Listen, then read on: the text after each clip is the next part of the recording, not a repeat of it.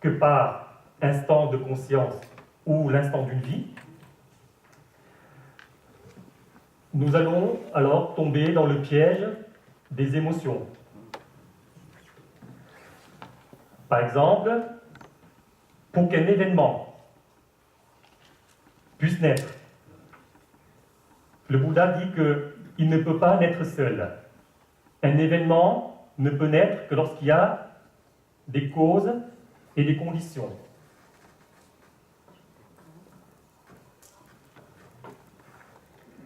Lorsque les causes et les conditions arrivent à maturité, c'est-à-dire l'assemblage des agrégats, d'accord, l'esprit tombe dans un agrégat, alors ça y est, ici, nous avons le moi numéro 1 qui arrive.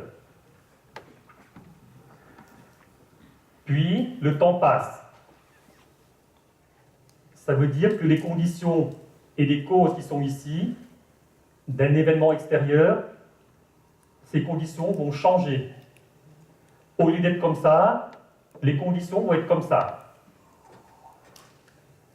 À ce moment-là, il y a un deuxième moi, le moi 2, qui va vivre ici, avec de nouvelles causes et de nouvelles conditions.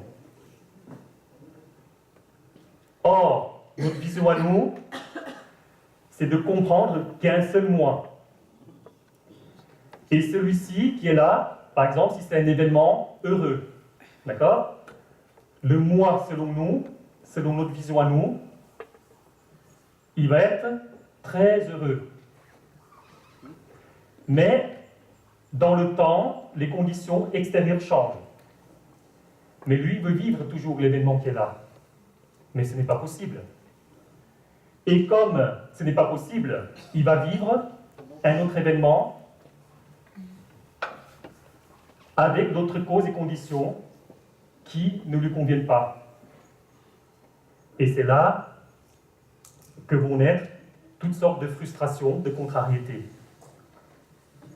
Ce qui veut dire que les émotions perturbatrices vont naître dans l'espace qui sépare ce qui est, c'est-à-dire la réalité, que je schématise par un carré. La réalité, elle est comme ça. Mais le moi, il ne veut pas. Il veut que ce soit comme ça, lui, comme avant. Il ne veut pas que ça change. Alors, dans tout cet espace-là, vous allez voir des contrariétés de toutes sortes. Ça peut être de la tristesse, lorsqu'on perd un être cher. Ça peut être un énervement, parce qu'on ne s'entend pas avec une personne. On émet de la colère, etc. Donc cet espace qui sépare la réalité de ce qui est et ce que le moi désire va créer comme une sorte de décalage. Plus cet espace est grand, plus ce décalage va être grand. Par exemple, la réalité, elle est comme ça. Il n'est pas content, le moi, lui. Il veut que ce soit comme ça. Par exemple, une personne est passionnée de voitures. Elle veut acheter une voiture qui vaut 500 000 euros, alors qu'elle gagne 1 500 euros par mois. Donc, cette personne va projeter son désir sur la réalité. Ça, c'est le désir, d'accord? À l'extérieur, au niveau du cercle, c'est le désir du moi. Il va projeter ses désirs sur la réalité, de sorte de vouloir que cette réalité devienne la sienne. D'où la célèbre expression, projeter ses désirs sur des réalités.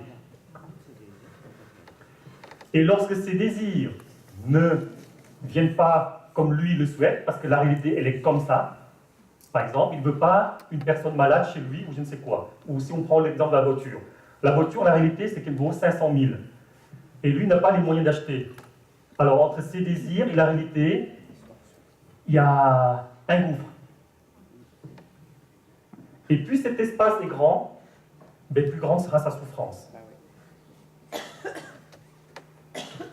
Et c'est pour ça que si nous n'avons pas la vision du moi comme un moi qui n'existe que par instant, alors nous allons souffrir tout au long de notre vie parce que nous ne savons pas nous adapter aux événements extérieurs, aux nouvelles conditions, aux nouvelles causes.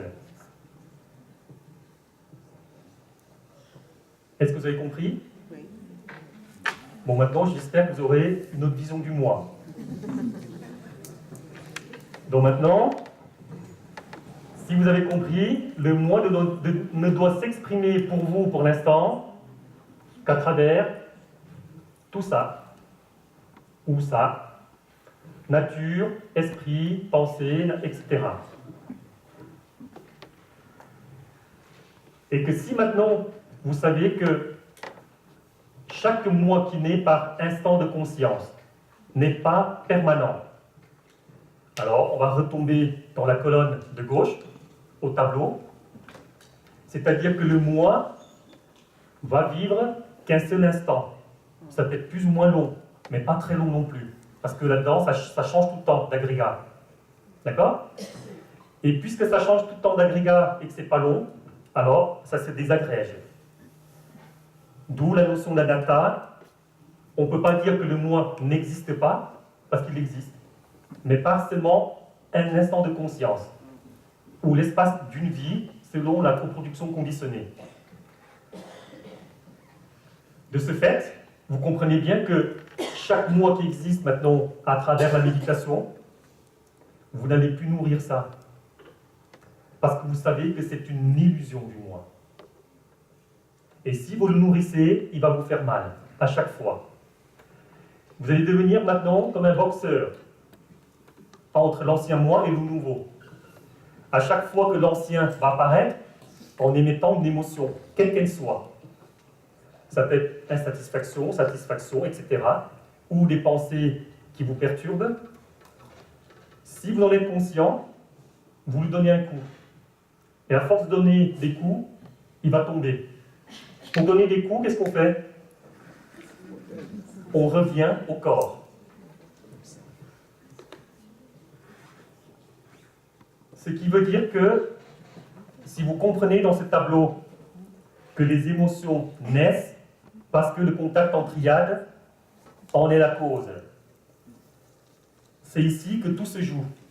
D'accord? Au départ de la loi, le Bouddha vous dispose des éléments différents qui vont se combiner. Vous voyez, la nature va rentrer en jeu parce qu'on est ignorant, que ces agrégats ne sont pas à nous.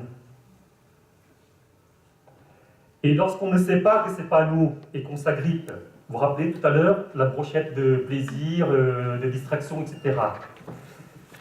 On va tomber en agrippant l'esprit, qui va entrer en contact avec soit des phénomènes mentaux ou physiques. Donc tout ça, tous ces agrégats sont disposés naturellement de cette manière.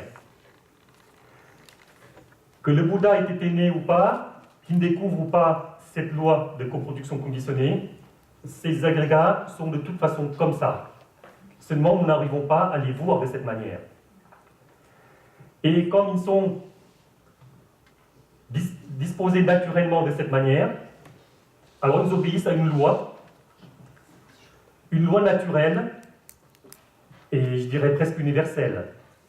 C'est-à-dire que si ceci existe, cela existera. C'est parce qu'il y a naissance de ceci qu'il y aura naissance de cela. Voilà la loi de cause à effet. Si moi, j'ai les 5 agrégats, ils vont se combiner. Si lui, il existe, il vient là, ça y est, les émotions fusent. Pourquoi? Est-ce que vous vous rappelez que là, le corps est muni de 5 sens? Vous vous rappelez? Tout à l'heure, voilà, ici qu'on a fait le schéma, le contact en triade. C'est là que tout se naît. Si vous comprenez que lorsque vous voyez une forme, elle peut vous perturber, entendre un son.